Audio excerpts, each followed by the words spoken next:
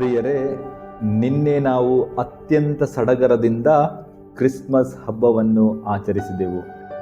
ದೇವರು ಮನುಷ್ಯ ರೂಪವನ್ನು ಧರಿಸುವ ಮೂಲಕ ತನ್ನನ್ನು ತಾನೇ ಮಾನವ ಕುಲಕ್ಕೆ ಅರ್ಪಿಸಿಕೊಂಡ ಅದ್ಭುತ ಕ್ಷಣವದು. ಆದರೆ ಇಂದು ತಾಯಿ ಧರ್ಮಸಭೆಯು ನಮಗೆ ಮೊದಲ ರಕ್ತಸಾಕ್ಷಿಯಾದ ಸಂತ ಸ್ಟೇಫನರ ಹಬ್ಬವನ್ನು ಆಚರಿಸಲು ಆಹ್ವಾನ ನೀಡುತ್ತಿದೆ. ಇದು ಒಬ್ಬ ಮನುಷ್ಯ ತನ್ನನ್ನು ತಾನೇ ದೇವರಿಗೆ ಅರ್ಪಿಸಿಕೊಂಡಂತಹ ದಿನ.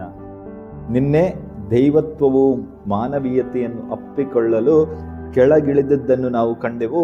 ಇಂದು ಸಂತ ಸ್ಟೇಫನರು ಸಾಕ್ಷಿಯ ಮೂಲಕ ಮಾನವೀಯತೆಯು ದೈವತ್ವಕ್ಕೆ ಏರುತ್ತಿರುವುದನ್ನು ನಾವು ಕಾಣುತ್ತಿದ್ದೇವೆ. ಸ್ಟೇಫನರ ಜೀವನವು ಯೇಸುವಿನ ವಾಕ್ಯಗಳಿಂದ ಮತ್ತು ಕೃತ್ಯಗಳಿಂದ ಪ್ರತಿಧ್ವನಿಯಾಗಿತ್ತು. ಕಲ್ಲುಗಳಿಂದ ಒಡೆಯುತ್ತಿದ್ದರು. ಅವರು ಯೇಸುವಿನಂತೆಯೇ, ದೇವರೇ, ಈ ಪಾಪವನ್ನು ಅವರ ಮೇಲೆ ಹೊರಿಸಬೇಡಿರಿ ಎಂದು ಪ್ರಾರ್ಥಿಸಿದರು. ಹಾಗೂ ಅವರ ಶತ್ರುಗಳನ್ನು ಪ್ರೀತಿಸಿದರು, ಹಿಂಸಿಸಿದವರನ್ನು ಕ್ಷಮಿಸಿದರು. ಈ ಮೂಲಕ ಸಂತ ಸ್ಟೇಫನರು ಕ್ರಿಸ್ಮಸ್ ಹಬ್ಬದ ನಿಜವಾದ ಅರ್ಥ ತನ್ನ ಜೀವನದಲ್ಲಿ ಬದುಕಿ ತೋರಿಸಿದರು.